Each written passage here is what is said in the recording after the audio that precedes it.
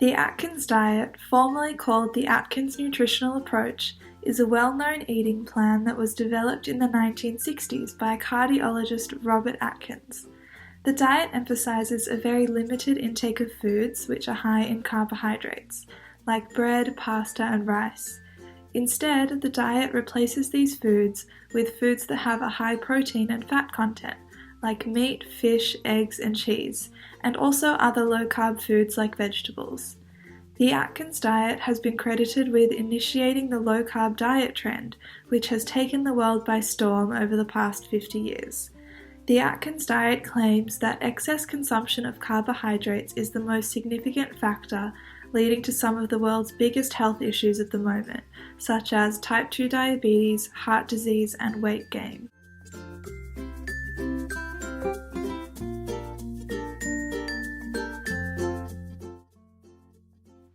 So, the Atkins Diet official website gives details on the scientific benefits of eating a low-carb diet in comparison to eating a high-carb diet. The website states that everyone's metabolism uses either sugar or fat as fuel. Eating a typical diet high in carbohydrates leads to seesawing between sugar highs and sugar lows.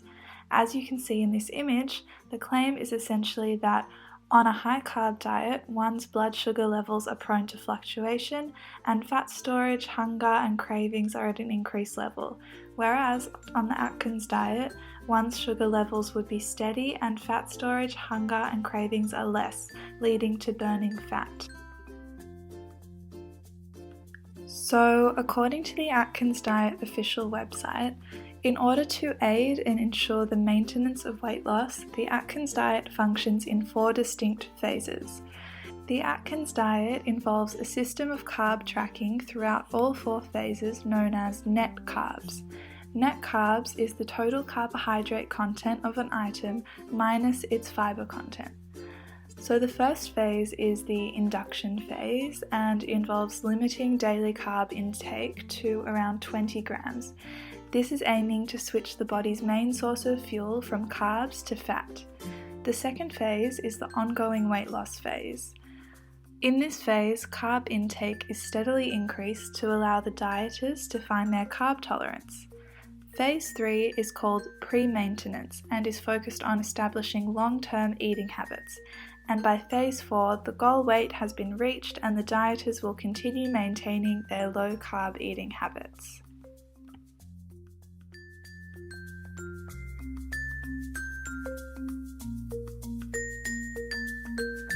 So, firstly, the claim that what your diet is composed of, for example, high carb versus high protein diets, does not impact the amount of weight loss that happens. Various studies which have analysed calorie intake carefully have found that high protein diets and high carb diets resulted in the same amount of weight loss. This is because the human body is highly adaptable to the type of energy it is using. No matter what type of food it comes from, a calorie is still a calorie. Furthermore, in terms of metabolism, the metabolic rate, that is, the rate at which one's body expends energy, is largely dependent on the composition of the diet.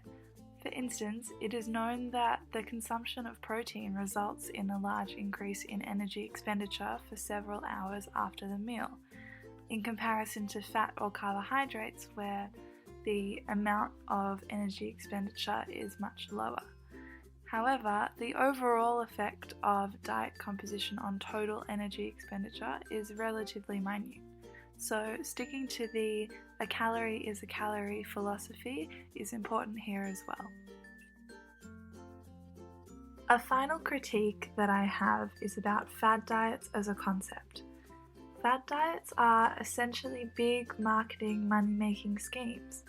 For example, the Atkins Diet company have released full ranges of Atkins Diet branded food, books, and other lifestyle products. The only way to lose weight is less in, more out, lower calorie intake and moving more. However, this isn't a very happy or easy or marketable thing to come to terms with. So fad diet companies often take one thing, such as fat or carbs, and they say that the exclusion of this one thing from your diet is the absolute key to successfully reaching your goal weight.